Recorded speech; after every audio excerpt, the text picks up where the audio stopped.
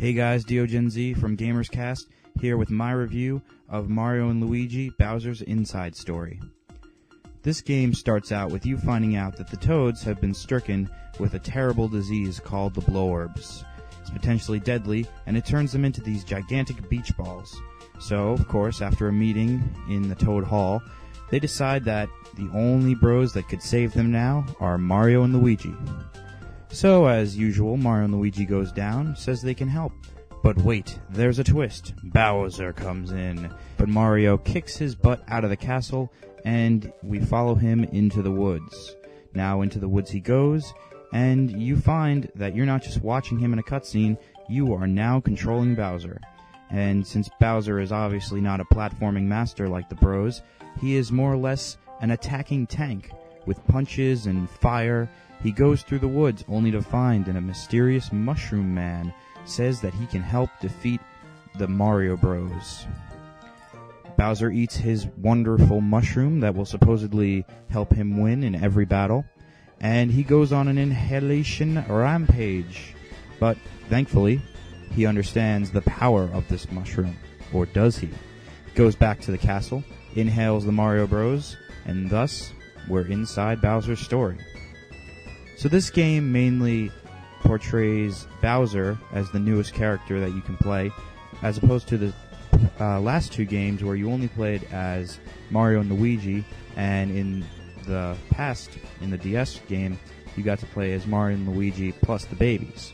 Now, of course, there are no sign of babies here, but you are exploring the insides of Bowser, while Bowser is out in the world rampaging and fisting, that didn't sound right, but smashing things with his fist and breathing down fire to get to his goal.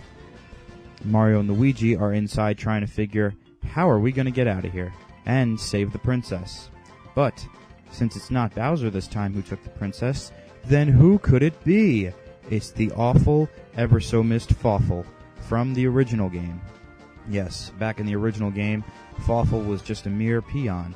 In this game, he is the main baddie, and he's got more than fury this time. He has chortles.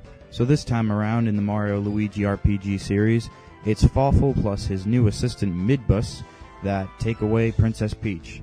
And of course Bowser thinks, well, that's my princess. So he goes on a chase after the two. Now since you have Bowser to control, there are some new mechanics in the game which I really enjoy.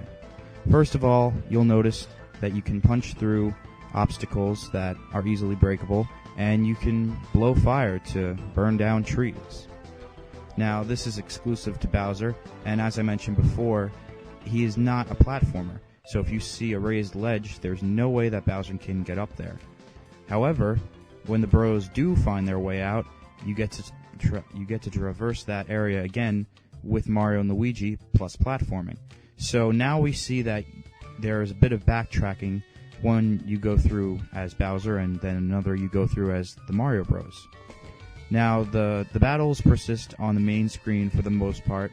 At times you'll have an enemy that floats above on the top screen, but usually you can do something to knock him down and out of his high horse position there.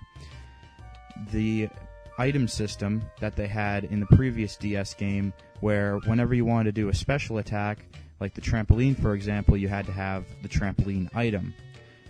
Thankfully, they got rid of that system and brought back the old system that was in the original, where Mario and Bowser, and plus Luigi, would learn special moves, and all you needed to have to power those special moves are the syrup items and all the HP items as well. So now you have the SP stats, you have your attack stats, and it's really fun to micromanage when you level up what stats you want to boost and what stats you want to leave untouched. For Bowser, you may want him to have a higher attack, but with the Mario Bros, since their special attacks are devastating, you'd want to up those. It's all up to you, and the RPG elements are fun without getting too much in the way of the platforming and smashing and fire breathing of the main game. One of the best aspects in the Mario & Luigi RPG series has to be the dialogue, and in Bowser's Inside Story, it has never been funnier. The dialogue is witty and has some pretty funny references. I don't want to ruin them, but I found the dialogue in this game to be the best out of all three so far.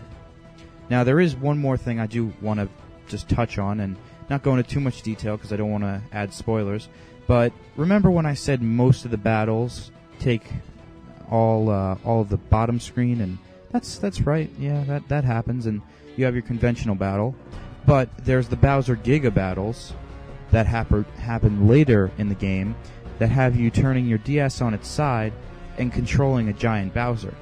Now, I think this was awesome, just completely awesome, and I wish I could initiate these battles more often. In Bowser's Giant mode, you can use the touchscreen to punch and use the microphone to breathe fire. It really kind of immerses you into the game and reminds you that this is a DS game for a reason. This cannot be replicated on, say, GBA, whereas maybe the first iteration of Mario and Luigi on the DS kind of felt, well, you could possibly stretch this into GBA as well, but not in Bowser's Inside Story. I love controlling the giant Bowser, and I only wish there was more of it. So, for my final score, I'm going to give Mario and Luigi Bowser's Inside Story a 9.3 out of 10. You're definitely going to want to pick up this game whether you have DS Fat, DSi, or DS Lite. And remember, guys, a winner is you.